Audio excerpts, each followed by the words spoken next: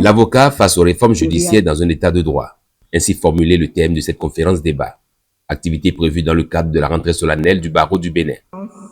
Invité à revisiter l'ensemble des réformes introduites dans le secteur de la justice au Bénin, Olga Nassidé, Raoul Placide Roumbedi, sous la modération de Tierno Oloritogbe, tous avocats au barreau du Bénin.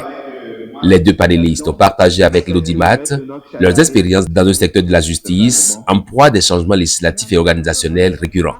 J'ai déjà répondu au premier versant qui est que le bilan est difficile à faire. Et à mon sens, on ne peut pas le faire de façon objective parce que dans la mise en œuvre, dans la pratique, sur le temps, malheureusement, le fonctionnement, c'est éparse. Ailleurs, on s'est dit, en dissociant, on permettait à un regard neutre et différent de se porter de façon indépendante sur les questions de liberté. On a pensé que le juge de liberté et de la détention était la solution. Mais très rapidement, l'attelage s'est révélé difficile. La justice est-elle modernisée avec le vote de nouvelles dispositions légales? L'accès physique du justiciable à la justice s'est-il trouvé facilité par l'instauration de nouvelles juridictions? La couverture judiciaire du territoire en juridiction est-elle améliorée?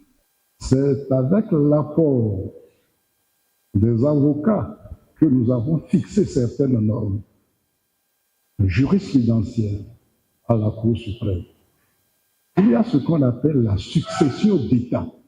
Certaines compétences étaient exercées par les préfets, surtout dans le domaine foncier, mais avec le démarrage de la décentralisation, ces fonctions sont revenues aux maires. Il y a des contentieux qui sont nés. L'intérêt à agir doit être interprété dans quel sens? Quid des conditions de vie dans les établissements pénitentiaires? Sont-elles effectivement humanisées? Autant de questions qui nourrissent les débats et qui bénéficient d'une attention particulière à l'occasion de cette rencontre scientifique. L'acteur de la justice doit aussi faire désormais avec l'intelligence artificielle. Je me suis essayé à la chose et je me suis arrêté aussi vite que j'ai voulu l'essayer. Parce que quand vous insistez, quand vous lui demandez quelque chose avec beaucoup d'insistance et qu'elle n'a pas la réponse, elle vous invente une réponse. L'intelligence artificielle aussi ment. Véritable moment d'échange, de points de vue et de perception qui appellent des suggestions, des observations, mais aussi des confidences. J'étais entendu parler du fond de la salle en disant, mais nous sommes des avocats ou pas. On fait des lois à notre insu, mais levons-nous, dénonçons ça à travers nos dossiers, agissons. Et il y a des instruments tels que, des institutions telles que la Cour constitutionnelle.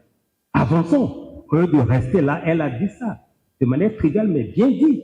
Au lieu de rester là, dit, mais avançons. Et j'ai trouvé qu'elle a dit juste. Donc, ce n'est pas par hasard qu'elle est là pour nous exposer cela. Parce que dès lors que le Conseil de l'ordre a identifié Maître Roumbedi, je lui ai demandé expressément, adjoins-toi, Olga, Nassidé. Et c'est ce qui a été fait.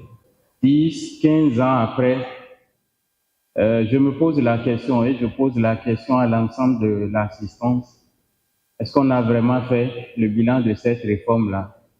Est-ce que ça a rendu l'instruction plus efficace? Est-ce que les questions de liberté ont connu un véritable progrès au travers, dans les méandres de cette réforme-là? En ce que nous souhaitons et ce que nous faisons, il y a un manque de cohérence.